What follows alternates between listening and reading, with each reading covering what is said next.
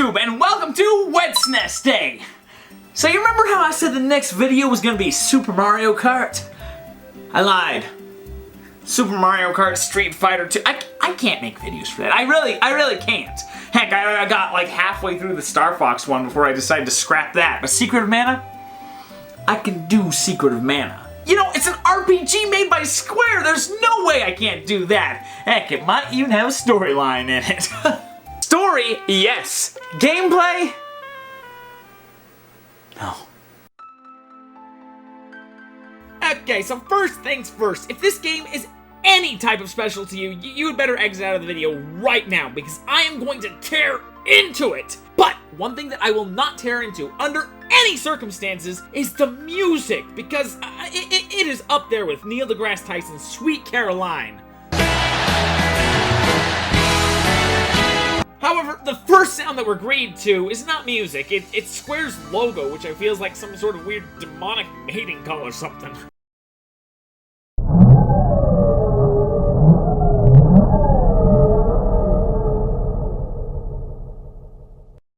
Okay, let's go into that story. So, my character, Chet, is just messing around with some of the other kids from my village, and then I see a ghost, and then I fall to my death. Lily, I will go sailing. Wow, he bounced back quickly. Anyway, I walk around for a while and I find a sword in the stone, and then I pluck it to hack away all of the weeds and to battle some little critters. And I gotta say, this combat system, I really like it. You can't just spam attacks. After every single one of your swings, you will need to wait a second or two while this little number in the corner fills back up to 100%. If you attack before this, you'll hardly do any damage. This gives every single swing purpose. It makes every single hit and miss have a lot of weight to it. So I really like this mechanic. Another thing that I really like is how my character opens a treasure chest. He's not a sissy like Link who, you know, climbs in there. Heck, he makes Ganondorf look like a sissy, and he ferociously kicks over that container. In Secret of Mana, the character just takes the container and just starts smashing it in the ground over and over until it gives it the prize. It's great. Anyway, I make it back to my hometown and I hit up the shop. And look, I told you the music is great. Just look at this shopkeeper. Either he's enjoying the music and dancing, or he's gotten into epileptic shock. Anyway, I migrate over to the village elder, and apparently my sword is really special, but it was using its power to keep a bunch of monsters sealed away. However, it's also pretty much out of power and needs to be recharged throughout the whole game. And let's face it, that's a pretty good premise for a video game, you know? You gotta fight monsters, recharge your sword, and it's good. Now I've fallen into some hole in the middle of the town, and this is where the game takes a huge turn for the worse. This boss is so cheap. Its attacks just knock you unconscious, which lets him get even more attacks in on you. Sometimes you can wake up just to be put right the flip back to sleep. Put him back to sleep.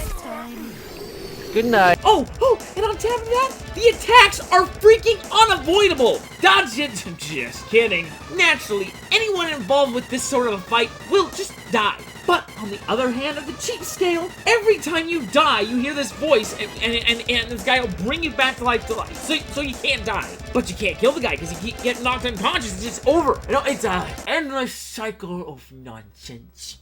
Eventually, the beast will die, and then you get pulled out of the pit by this knight. His name's like Jimbo, yeah, I like that. So Jimbo, he'll be helping you on your quest to restore the Mana Sword. But first, the village elder banishes you from the town.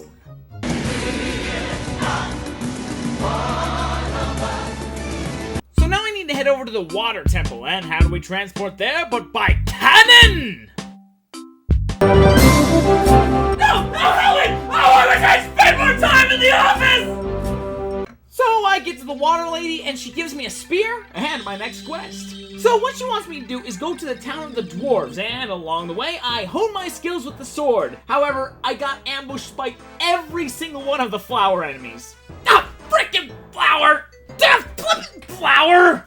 Jeez Louise, you freaking flower!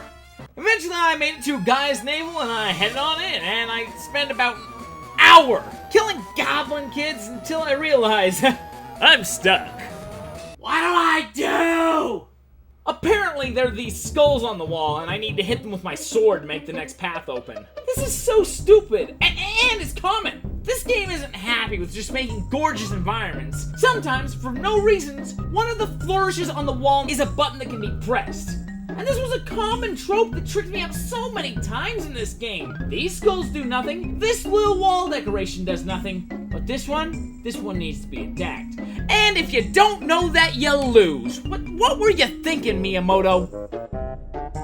So eventually I make it to the dwarf city, I meet all of the dwarves here, and the shopkeeper here is a spaz as well. Anyway, now I'm paid to see a show and hear the tragic story of the littlest sprite. This poor child has a 50,000 GP debt to pay off. It's here working off its debt bit by bit. Oh, that's terrible! Of course I can spare 100 GP, little one! Then what do you know, a big old monster is attacking and you gotta wrestle it off. And it is super cheap as well. So first off, it shoots these heat-seeking pumpkin things that basically track you until the end of time and can combo you over and over. And to attack the boss, you need to swing over the rocks. Eventually I was able to kill this guy, and afterwards, the village elder asked me to take the sprite child. What sort of a name do I give her? Well, she's a sprite, so how about Sprite, but with a Z? Yeah, Spritz. That's a perfect name for a little sprite girl. We're also given the weapons of a boomerang and the bow and arrow, and we even get to meet the blacksmith, who you'll meet throughout the game to upgrade all of your weapons.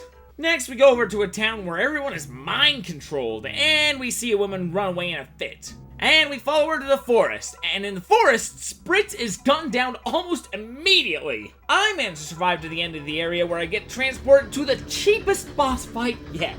So you know how in some games, the only way to beat a really hard boss is to kind of lock them with hit stun? Well, I'm guessing that the enemies absolutely despise this, because I hate it so much it's happening to me here! If you get knocked down even once by these werewolves, you'll get infinite comboed until you die. This battle's so freaking ridiculous! After a miracle, I managed to kill the werewolves, and I saved the girl. And since she's so prim and proper, I think I'll call her Prim. Alright, now we need to save Prim's boyfriend by fighting even deeper into the forest and storming a castle. And the main protector... chairs. Oh, and werewolves again! Oh, and an extremely narrow hallway! This is fun! Now, the next boss was not nearly as cheap as the werewolves, but it was still pretty cheap. This guy would knock you unconscious and then just start chewing on your innards. Or he would shoot this fire spell that lights you on fire, and you can't do anything while you're ignited. Oh, and my personal favorite, he would jump on this thing and just stand out of range of all attacks. After we defeat the witch, she promises to become a normal elderly woman, and then we get urgent news that we need to return to the water temple. Apparently, Undine is in trouble! So we go in and we fight this tadpole, and it becomes a dragon, and it eats my people. Oh, and then we get to save Undine. Wait. Undine is a fish lady with a spear! This game came out in 1993. You're going to jail, Toby Fox. Well, with Undine saved and the two ladies in my party, we get access to magics. Prim gets support spells, which means that 99% of the spells that she casts is going to be the heal spell, and Spritz gets attack magic, which can be quite varied.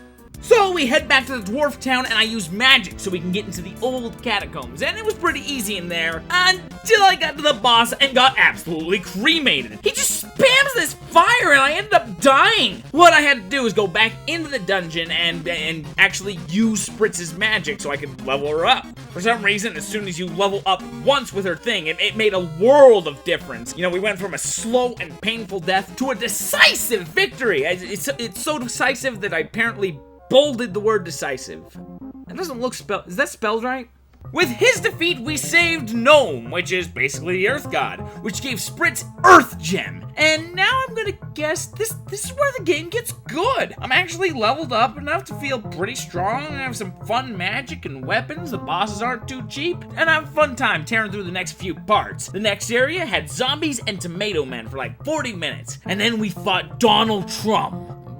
I think. I mean, the boss fight was a wall, so... and it was kind of dumb, because you like, have to poke out its eyes, and then once you poke the eyes out, it heals, and then after you poke its eyes out enough, then it starts trying to push you into spikes, and the only way that I could figure out how to beat this boss was to save all of Spritz's magic until we were about to get pushed into spikes, and then just unleash the Earth Gem onto its eye, its third eye, a bunch of times. After that, we meet up with old Jimbo and the Earth's navel again. He wants us to split up and look for this big old robot. He'll go into the catacombs that my team cleared out an hour ago, and he'll have us go deeper into the cave, which is just rife with enemies. So we do that, and it's pretty fun. And we get to a robot that was also pretty easy and fun to fight. But it did turn my party into Moogles. Oh, right, wait, Square Meters, that's legal. Alright, now we need to go rescue the water lady. The temple has like a bunch of, it's overrun with enemies. So we go in, we take him out, and then we run into a boss. But the boss was pretty easy because I just had Sprit spam her magic the whole time. But I just realized that that's all I do for bosses now. Just Sprit's kill!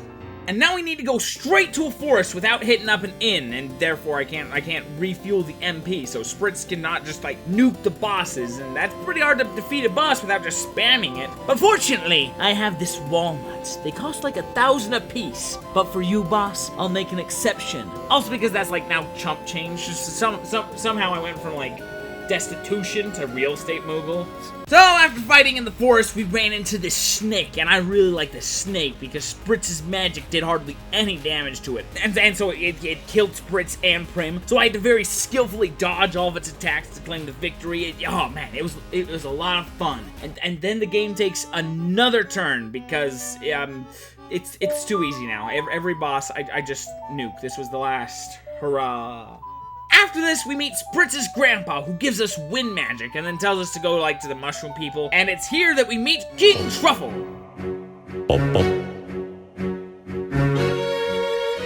And then he tells us of a legend. It says that one day that 3 warriors wielding the magic sword would ride on a white dragon. He's pretty sure that that's referring to us, so he tells us that we need to go get a white dragon. So we head into the cave, and then we find the baby white dragon. But its parents were killed by a monster, so we need to go kill the monster, and we do that by just nuking it with magic. After that, King Truffle showed up, and I think he made the dragon his queen. Queen Flamey! And then he tells us to head off to the desert. The desert was decent enough. It's kind of disorienting since the whole thing's just a big maze, but eventually we found a big old sand speeder. And then I got separated from my group again, and I was trapped in this room with a bunch of other characters like this pirate and some guards. I talked to all of them. Some of them I talked to them multiple times, but once again, I am stuck. Somehow, I was supposed to know that I was supposed to talk to the pirate character twice to be set free. Whatever, and I can wander around the airship. I run back into my team, we gather them up, and then we find a motorcycle. Okay, so we get off the sand speeder, and we go to the desert city. And they say that we don't have the fire god, so go to the Iceland. So we blast off to the Iceland, and we meet the craziest shopkeeper ever. Look at this walrus. He's standing still. What is wrong with him? Then I fight some wolves, and then a very unique boss. Look at this guy. He blocks magic. So you know what that means, right? A fun fight that involves skill. Another thing that I liked is that when you get to the land of snow, you actually run to like this weird paradise place. It's really sunny here. And then they ask you to watch the furnace for a second. And while you're watching the furnace, you can actually set free the fire god, and then it freezes over the land. But you get access to them fire magics. Let's see, we get over to the ice palace, and then we have to fight some wolves and the scariest enemy I've ever seen in a video game. Books! No! No, I don't want to read! No! And then the ice gigas, whatever. You just nuke him with fire magic, and then we get to meet the king of the palace.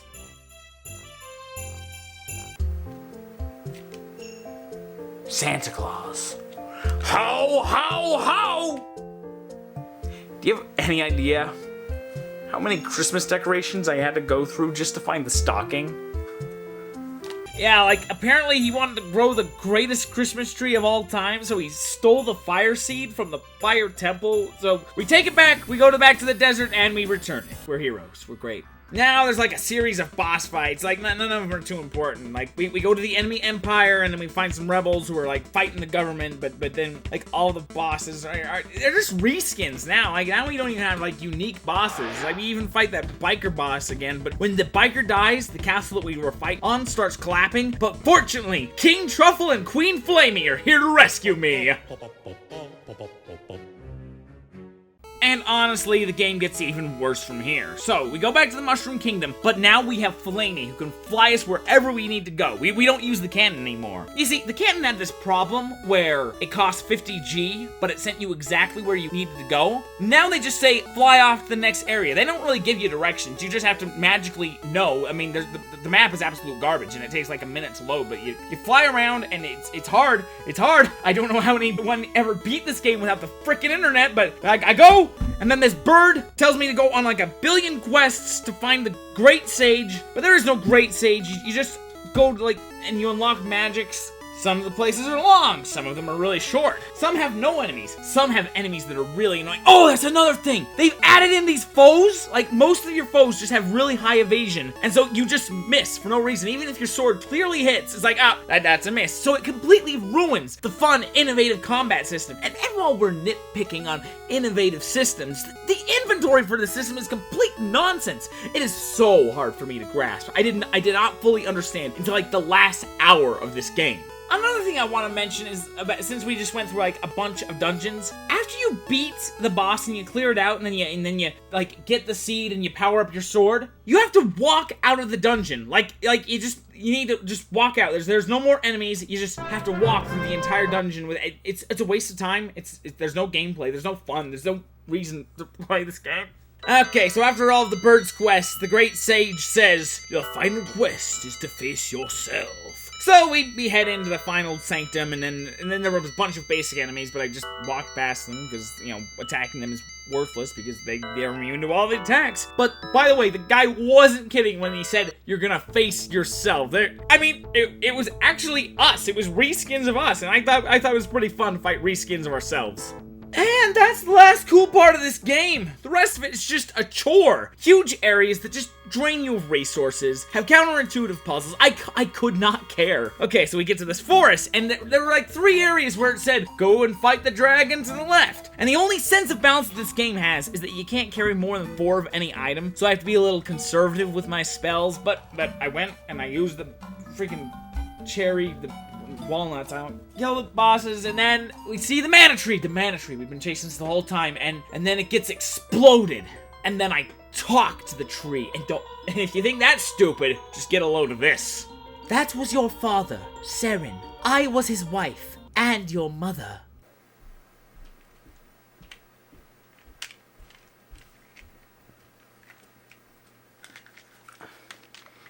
Okay, now we can finish the game. One last dungeon. Best part about this dungeon, the enemies don't evade every gosh dang hit. I take them down, and then I fight a boss, where I finally learned that I could switch characters with the select button. And it is needed because this boss expands when it takes damage, and it is immune to magic. The only character was Prim. She got stuck inside the boss, and she could actually hit him with her whip.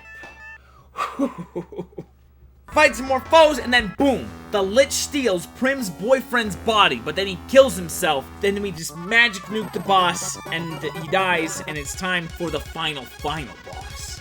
So, the story is that in ancient times, humans abused mana by creating the Mana Fortress, and the gods sent mana beasts to destroy the fortress. The only mana beast that's left is Flamey, and for some reason, if we let him destroy the fortress, he won't just stop with that, and he'll destroy the whole world. And this battle sucked. It's supposed to be like super easy. You have Spritz and Prim enchant your sword, and then you can like one-shot him. But I must be too weak because anything shy of my supercharged 8 attack doesn't do anything to him. So he comes and he stands there for like 30 seconds, and I can do like 400 damage. And he flies away for 30 seconds, does a ton of damage. I cast the heal spell. We rinse and repeat that for 25 boring minutes, and I win. After the battle, Prim and I wake up on a hill somewhere. Spritz, he's gone. Wait, Spritz was a boy? Oh my gosh, that game is old. Holy cow, maybe back in the day people were willing to put up with those archaic game design choices, but look, it was a miserable experience for me. I was either underpowered or overpowered for like most of the experience. I will admit, there was a solid 2 or 3 hours where everything was just perfect and I really did enjoy it. But overall, avoid this game. Apparently the remake keeps all the archaic stuff in, but But I do want to try out the sequel. I mean, they re-released that on the Switch, and I'd like to try that. I don't know. Next time on WedSNESday, we'll be playing a game, I'm sure. Whatever.